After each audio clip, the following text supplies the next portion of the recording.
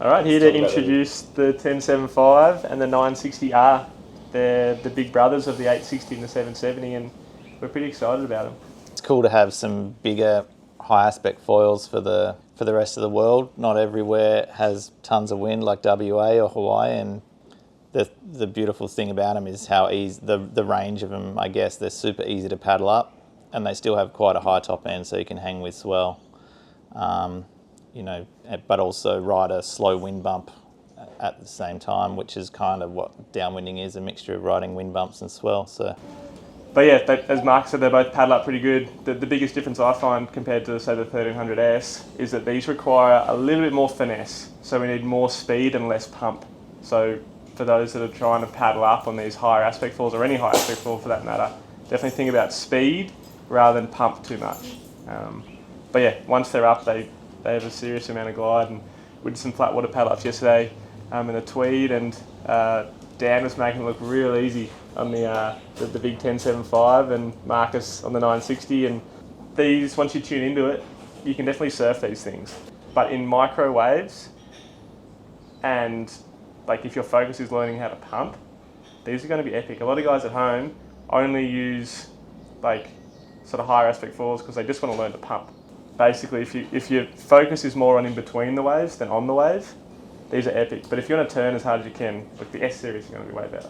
I think a lot of people are going to love these, like that have, like for more flat water style pumping, because of the glide on these falls compared to say the 1300S or the 1130S.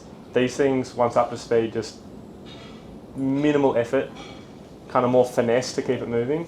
Whereas the 1300's a little bit heavier on the legs. The R series, and especially these big R series, to paddle up need more speed, but because they're such more efficient shape, they're higher aspect, you know, more span, less chord, they paddle faster, which lends itself to being able to paddle it faster, which it needs to do because it needs speed to get going. So compared to say the 1300S, it's a bigger foil in area. It has more drag, I guess. So more drag, harder to paddle up, less drag with these ones. Easier to get going to speed, which means, you know, in some respects it's easier to paddle up, but it's different for everyone. Like we're not going to say the 1075 is easier than the 1300 because it's not going to be for everyone.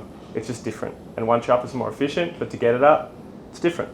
if you're using it in really big open bumps, I think the R series is even easier because those bumps, the big open bumps, are moving faster. So the R series I nearly find easier to paddle up quite often in a downwind situation. And my go-to was sort of the 680, and my go-to S series is 720 to give you an idea. So it's like I can use a smaller, for same paddle up ability, it's a smaller number in the R series. So yesterday Josh and I were out in the river mouth both pumping between the bumps, and we actually swapped boards and foils, and I was on the 1075 and Josh was on the 960, and I really enjoyed the 1075, and the 960 definitely, it felt like a surf foil. After being on the 1075 it turned a lot better, but Josh found the 1075 a little bit overbearing. I'm about 7 or 8 kilos heavier than Josh, so that extra bit of weight does make a big difference when you're riding bigger foils. And if you're a lighter guy and you want to use a 1075 for downwind, I'd probably consider using like a 960 first, demoing it, because a lot of guys that I know at home are using the 860 and having heaps of fun, and they're thinking one size up they're going to be sweet. So the bigger isn't always better. Sometimes you need something that's suited to your size and suited to the conditions. So if you're going out in a 1075 and it's 30 knots and you're only 70 kilos, it's probably not the choice. You're probably going to look at 960 or even 860. But if it's 5 knots in a lake, or 10 knots in a lake in a little downwind run, and you're 85, 90 kilos, the 1075 is going to be pretty sweet. So there's a happy medium there, and definitely important to match the foil to your conditions, but also to your weight.